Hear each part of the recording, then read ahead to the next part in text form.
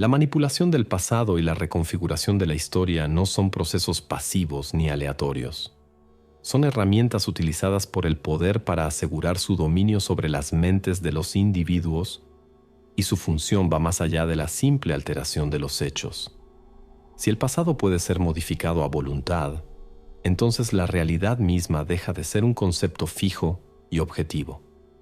En el mundo de 1984, el partido entiende que la historia no es solo un registro de lo sucedido, sino una construcción continua que debe ser constantemente revisada y ajustada para alinearse con las necesidades del presente. Este control sobre el pasado no es un acto aislado, es un proceso continuo que, a medida que se va perfeccionando, moldea de forma insidiosa las creencias, las emociones y, finalmente, el pensamiento de toda la sociedad. El Ministerio de la Verdad, que juega un papel central en la novela, es la institución encargada de esta tarea monumental. Cada día, los trabajadores de este ministerio modifican los archivos históricos, reescriben documentos y destruyen todo aquello que pueda contradecir la versión oficial del partido. De esta manera, lo que hoy es considerado una verdad es invariablemente considerado como tal en el futuro, y cualquier contradicción se elimina a medida que surge. La paradoja que plantea Orwell es que, en este mundo, nadie puede confiar en la memoria colectiva. Lo que se recuerda, lo que se cree cierto y lo que se considera verdadero, se redefine constantemente, y con ello, la identidad misma de la sociedad. Este control sobre el pasado crea una distorsión en la forma en que los individuos se relacionan con su propia historia y con su lugar en el mundo. En una sociedad donde el pasado es mutable, no existe un fundamento sólido sobre el cual edificar el presente. Los ciudadanos de Oceanía viven en un estado de permanente incertidumbre histórica, sin la posibilidad de acceder a un pasado real que les permita comprender cómo llegaron a ser lo que son. La nostalgia por lo que fue, por las ideas y los valores de tiempos pasados, es inexistente. Los recuerdos se han convertido en piezas de un rompecabezas que nunca se puede completar, ya que las piezas mismas cambian de forma sin previo aviso. Este vacío histórico también juega un papel crucial en la psicología del individuo.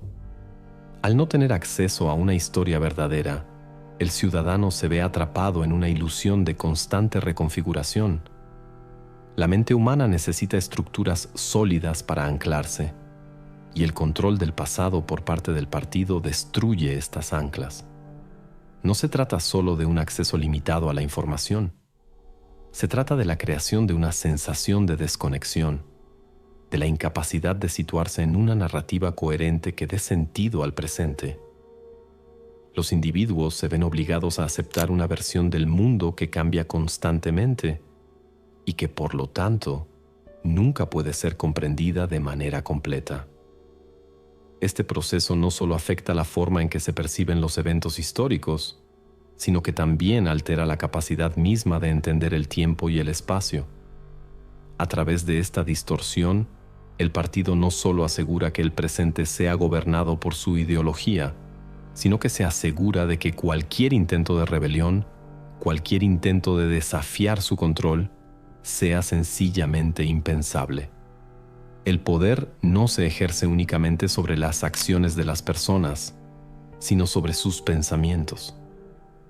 Al reescribir el pasado, el partido elimina cualquier posibilidad de que los ciudadanos comprendan que alguna vez existió un orden diferente, un conjunto distinto de valores o una forma alternativa de vivir. La revolución, el cambio, la libertad. Todas estas son palabras que, al carecer de un pasado concreto, se convierten en vacías, irreconocibles e inalcanzables. No se puede luchar por algo que no se puede recordar. Pero, ¿por qué el partido se toma el trabajo de realizar este tipo de reescritura del pasado? La respuesta está en el control total que se busca ejercer sobre los individuos. La historia no es solo un registro de hechos, es un espejo de la identidad colectiva. La capacidad de un pueblo para imaginar un futuro distinto depende de su habilidad para recordar un pasado distinto. Si la historia está a merced de los poderes que la controlan, entonces no hay espacio para que la imaginación individual o colectiva fluya libremente.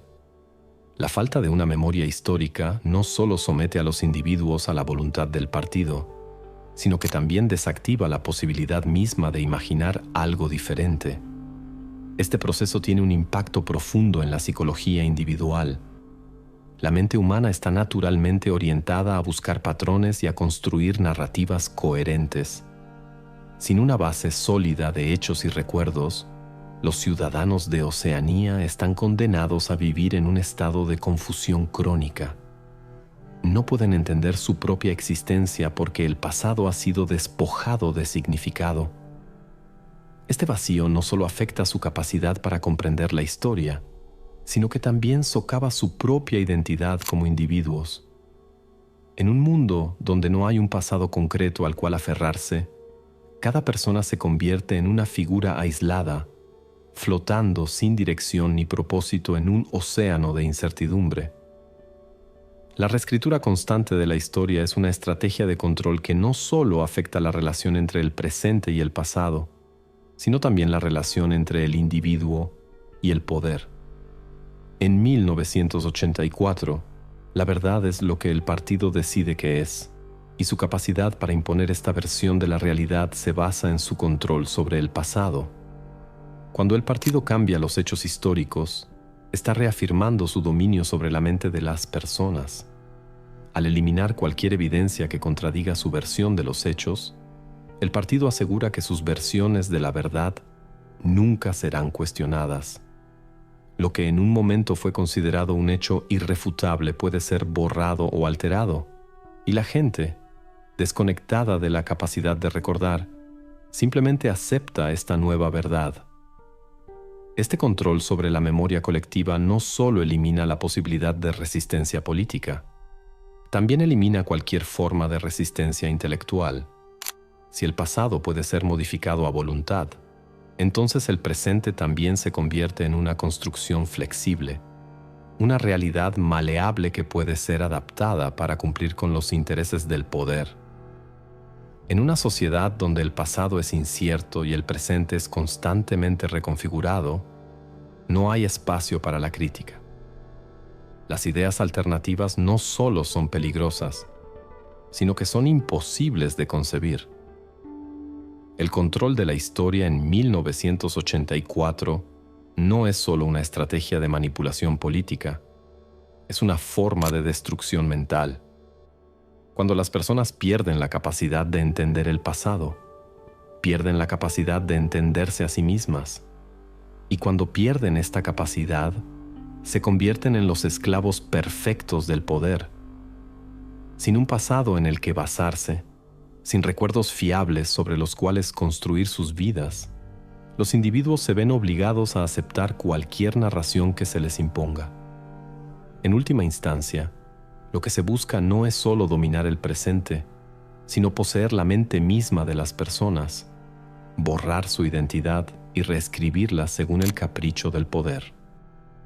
La fuerza de un régimen totalitario radica en su capacidad para influir y manipular no solo las acciones de las personas, sino también sus pensamientos más íntimos, sus deseos y, en última instancia, su propia percepción de la realidad.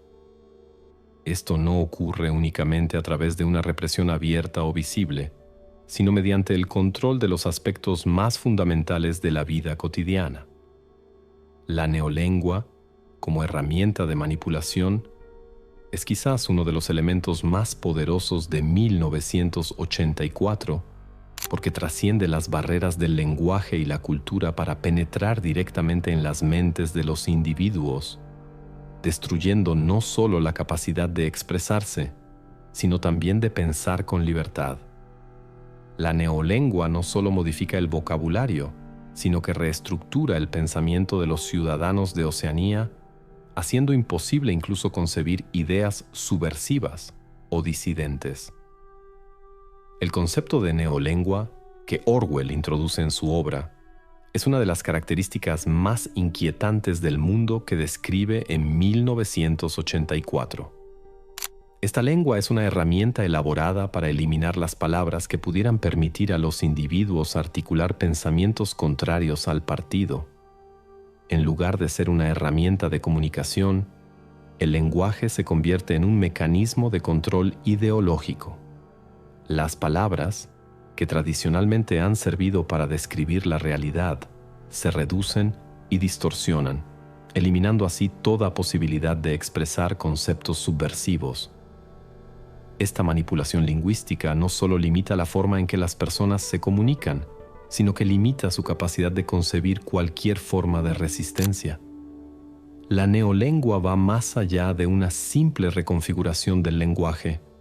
Es un ataque directo a la estructura misma del pensamiento humano. El partido no se conforma con que sus ciudadanos sean pasivos en su sumisión, sino que busca erradicar cualquier tipo de resistencia intelectual desde su raíz. A través de la neolengua, las palabras que podrían servir para describir la opresión, el sufrimiento o la libertad, son destruidas y reemplazadas por términos vacíos o manipulados. Un ejemplo fundamental en el uso de la neolengua es la palabra libertad.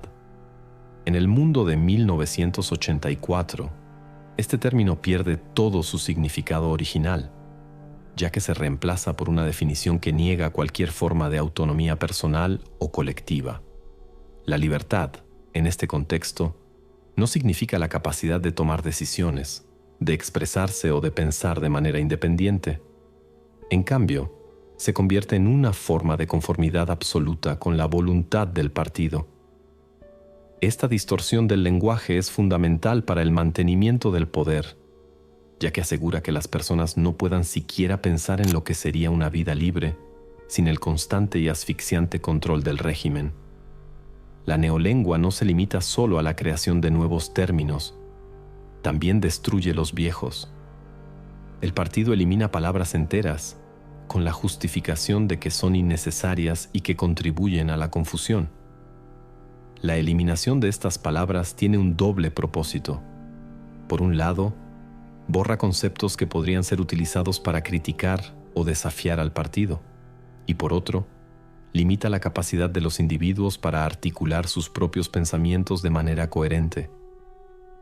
Si se les priva de las palabras necesarias para describir sus emociones, sus necesidades o sus pensamientos, los ciudadanos de Oceanía ya no pueden comprender ni siquiera lo que está sucediendo a su alrededor.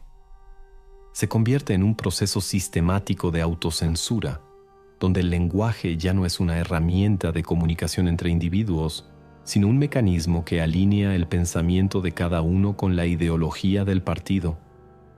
El lenguaje en 1984 es, por tanto, una herramienta no solo para controlar la realidad social, sino para manipular la psicología de los individuos.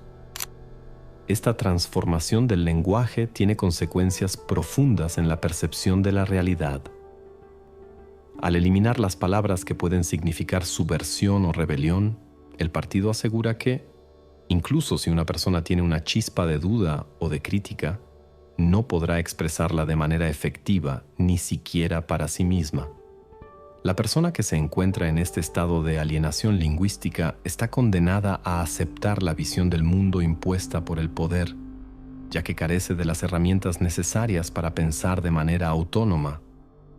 En este contexto, la neolengua no solo tiene un impacto en el presente, sino que también redefine la relación de los individuos con el pasado. A medida que el partido controla la historia y reescribe los hechos para adaptarlos a su versión de la realidad, también modifica las narrativas lingüísticas que las personas pueden utilizar para entender su historia. Las palabras que antes servían para describir las luchas por la libertad, la justicia o la igualdad, son sustituidas por términos que han sido vacíos de significado. Los ciudadanos no pueden mirar al pasado y encontrar en él un camino hacia la rebelión, ni pueden encontrar en su lenguaje un medio para articular su descontento. La neolengua, entonces, cumple una función crucial en la creación de una realidad que no se puede cuestionar porque está diseñada para eliminar la capacidad misma de cuestionar. Este proceso tiene un efecto corrosivo en la identidad individual. Si las personas no pueden usar las palabras adecuadas para expresar sus pensamientos y emociones, se ven atrapadas en un estado de desconexión de sí mismas. La capacidad de pensar de manera autónoma está limitada por el hecho de que las personas no tienen acceso a las herramientas lingüísticas necesarias para hacerlo.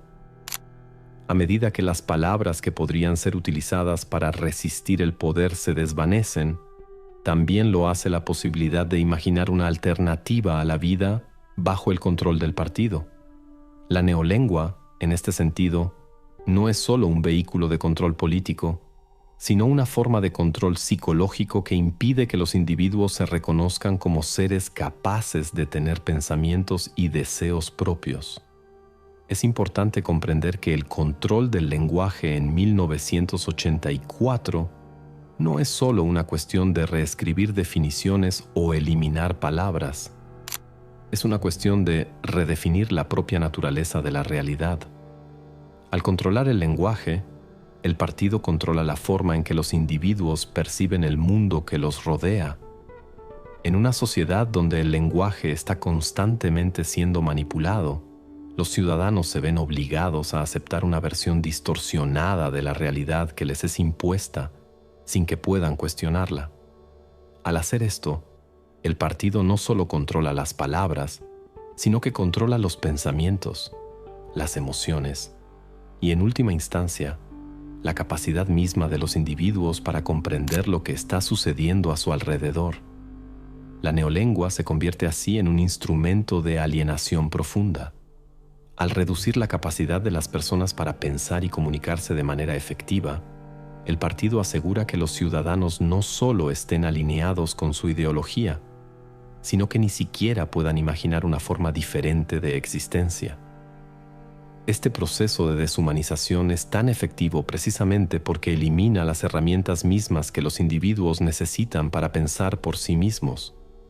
La neolengua convierte la mente en una prisión de la que es casi imposible escapar, ya que no se trata solo de lo que se dice, sino de lo que no se puede decir, de las ideas que no pueden existir. En 1984, el lenguaje es un campo de batalla donde se libran las luchas más fundamentales por la libertad y la autonomía. El control del lenguaje es, en última instancia, el control de la mente. Y a través de este control, el partido no solo somete a los individuos en el presente, sino que también los condena a vivir en una realidad manipulada, donde la posibilidad de imaginar un futuro diferente es casi nula. La neolengua no es solo una cuestión de palabras, es una cuestión de poder, de dominio absoluto sobre la realidad misma. Al controlar lo que se puede decir y pensar, el partido destruye las bases de la libertad humana, convirtiendo a los individuos en sombras de sí mismos, incapaces de imaginar un mundo fuera de las fronteras que les han impuesto. El control absoluto al que están sometidos los ciudadanos de Oceanía no se limita solo a las palabras, los pensamientos o las acciones individuales. El partido tiene un poder mucho más profundo y devastador, uno que ataca directamente la esencia misma de lo que significa ser humano. Al eliminar la libertad en todos los niveles, desde lo más pequeño, como la posibilidad de pensar de manera diferente, hasta lo más grande, como la capacidad de amar o de establecer relaciones auténticas, el régimen totalitario de 1984 despoja a las personas de su humanidad, transformándolas en simples engranajes dentro de una máquina que funciona sin cuestionamientos. La obliteración de la identidad personal es un proceso sistemático que va mucho más allá de la represión política. En una sociedad totalitaria como la de 1984, el individuo ya no es un ser autónomo, sino un ser completamente absorbido por el Estado. La necesidad de pertenecer a un colectivo, de someterse a la voluntad del partido, elimina cualquier espacio para la individualidad. La lucha por la autodeterminación, por tener una voz propia, por ser reconocido como un ser único, se convierte en una tarea infructuosa, porque el partido ha creado un sistema en el que la identidad está completamente subordinada a la ideología estatal. A través del poder de la propaganda, la manipulación del lenguaje y el control sobre la vida privada, la identidad individual es anulada. Este control total sobre la identidad no solo afecta el pensamiento, sino que también impacta profundamente en las relaciones interpersonales. En un contexto como el de 1984, las relaciones humanas, en su forma más pura y libre, se convierten en algo impensable. El amor, ese vínculo tan esencial en la naturaleza humana, es alterado y transformado en un instrumento de control.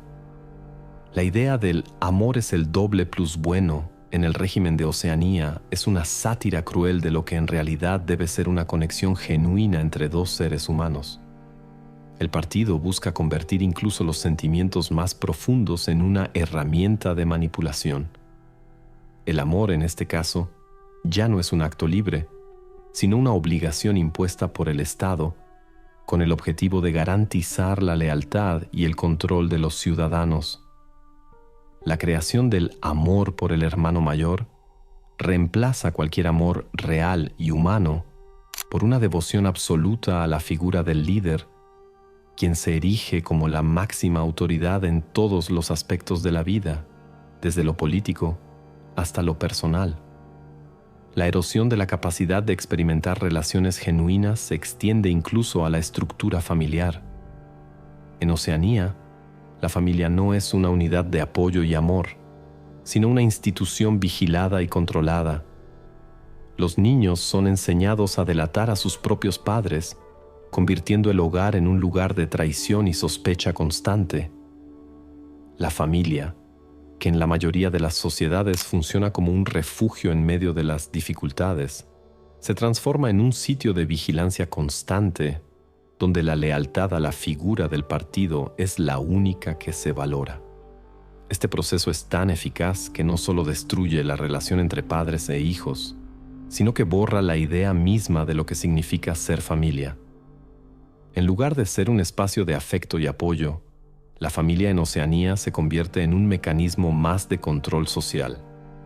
Algunos podrían pensar que, dado el nivel de opresión que caracteriza a una sociedad totalitaria, los individuos perderían toda esperanza de encontrar alguna forma de identidad personal. Sin embargo, el ser humano, incluso bajo las circunstancias más extremas, sigue siendo capaz de experimentar un sentido de individualidad, aunque éste sea mínimo. La resistencia interna, aunque limitada y asfixiada por el partido, sigue siendo una posibilidad. La capacidad de tener pensamientos privados, aunque constantemente amenazada, sigue siendo un refugio donde el individuo puede al menos concebir su propia existencia fuera del control del régimen. Este es un aspecto crucial de 1984, el hecho de que, a pesar de la enorme represión, la resistencia humana nunca desaparece por completo. El deseo de autonomía, de ser reconocido como un individuo, está tan profundamente arraigado en la naturaleza humana que, incluso en una sociedad como la de Oceanía, las personas siguen luchando por mantener una parte de sí mismas. Sin embargo, esta lucha interna no es suficiente para asegurar la supervivencia de la individualidad en una sociedad tan brutalmente controlada. En 1984, el proceso de eliminación de la identidad es tan profundo que incluso los pensamientos más íntimos están sujetos a vigilancia. La existencia del crimen de pensamiento demuestra hasta qué punto el partido está dispuesto a llegar para garantizar que no exista ningún vestigio de libertad mental. Si el pensamiento no puede ser controlado, el régimen corre el riesgo de perder el poder, por lo que la vigilancia se extiende más allá de los actos físicos para alcanzar la conciencia misma de los individuos. La vigilancia total se convierte en un medio para lograr la completa desaparición de la identidad humana, y el individuo se convierte en un ser que ya no tiene ni siquiera derecho a pensar por sí mismo. La vida bajo el partido se convierte en una lucha constante por la supervivencia de una chispa de humanidad, una batalla que se libra en el plano interno, en los rincones más oscuros de la mente. Sin embargo, incluso la resistencia interna es difícil de mantener. El partido, a través de su omnipresente vigilancia y el uso del miedo, es capaz de minar cualquier intento de mantener la individualidad. A medida que la mente humana se adapta a la presión externa, las posibilidades de pensar de manera independiente disminuyen considerablemente. En última instancia, el control del pensamiento y de la identidad se convierte en el último bastión del poder totalitario. A lo largo de 1984, Orwell muestra cómo este proceso de aniquilación de la identidad no solo afecta a la sociedad en su conjunto, sino que tiene repercusiones devastadoras a nivel personal. El individuo que vive bajo el control del partido está atrapado en un ciclo interminable de alienación y desesperanza, donde la posibilidad de experimentar una identidad auténtica se desvanece por completo. Sin embargo, el partido no solo busca destruir la individualidad en términos de pensamiento, sino también en cuanto a la acción. Al eliminar la capacidad de actuar de manera autónoma, al erradicar la posibilidad de tomar decisiones fuera de las reglas impuestas por el régimen, el partido reduce al individuo a una mera extensión de sí mismo, sin capacidad para ser algo más que una parte funcional de la maquinaria del Estado. Este ataque a la identidad no se limita solo a la esfera pública o política, sino que también penetra en la vida emocional de las personas. El deseo de amor, de conexión genuina, de afecto, se convierte en algo que debe ser controlado y dirigido hacia el partido. La vida emocional de los individuos está completamente regulada y cualquier forma de expresión emocional que no se ajuste a los estándares del régimen es vista como una amenaza. Esto no solo destruye las relaciones humanas, sino que también borra la posibilidad de una experiencia emocional auténtica. En una sociedad donde el amor y el afecto no pueden existir como fuerzas libres, las personas se ven condenadas a vivir en un vacío emocional, donde el sentido de sí mismos es continuamente erosionado por las fuerzas del poder. La identidad humana en 1984 se convierte en un terreno de batalla en el que el partido libra su guerra para erradicar todo vestigio de autonomía o libertad. A medida que la lucha por mantener una conciencia propia se convierte en una tarea imposible, el individuo se ve cada vez más atrapado en una red de control psicológico y físico. La promesa de una identidad libre se desvanece por completo, y lo que queda es una existencia vacía, en la que el sentido de uno mismo ya no tiene ningún valor fuera de la ideología que el partido ha impuesto. Este proceso de deshumanización, sin embargo, no es total, ya que siempre queda una pequeña chispa de resistencia, aunque ésta sea casi imperceptible en la vastedad del control que el partido ejerce sobre la sociedad. En última instancia, la identidad humana en 1984 es destruida de manera sistemática por un régimen que no solo controla lo que las personas hacen, sino lo que piensan, lo que sienten y lo que son. El partido no se conforma con gobernar a los individuos en términos de sus acciones, sino que busca gobernarlos en lo más profundo de su ser. A través de la vigilancia, el control del lenguaje, la manipulación de las emociones y la erradicación de la historia, el partido logra un poder absoluto sobre los ciudadanos de Oceanía, un poder que va más allá de la política y se adentra en el reino de la identidad misma. El control absoluto sobre la identidad humana, tal como lo describe Orwell en 1984, no solo destruye la individualidad, sino que también elimina la posibilidad de encontrar un sentido auténtico de libertad. En una sociedad donde incluso los pensamientos más privados están bajo vigilancia, el individuo se ve despojado de su capacidad para definirse fuera de las expectativas del régimen. El partido no solo quiere el control de los actos visibles, sino también de lo más profundo, aquello que se encuentra en la conciencia misma. La manipulación de la verdad, el control de la historia y la creación de una neolengua diseñada para limitar el pensamiento autónomo garantizan que los ciudadanos no solo vivan bajo la opresión física, sino que también estén atrapados en una prisión mental de la que es casi imposible escapar. Lo más perturbador de esta visión orwelliana es la revelación de que el totalitarismo no solo impone restricciones externas, sino que tiene el poder de moldear la propia naturaleza del ser humano. Al destruir la posibilidad de tener pensamientos independientes, el régimen se asegura de que los individuos ya no sean capaces de reconocer su propia opresión, porque han sido incapaces de conceptualizar la libertad de una forma que se desvíe del discurso oficial. De esta forma, la humanidad misma se ve transformada en una extensión del Estado. Pero incluso dentro de esta brutalidad, la chispa de resistencia sigue siendo una posibilidad. Los pensamientos, aunque reprimidos y silenciados, nunca desaparecen por completo.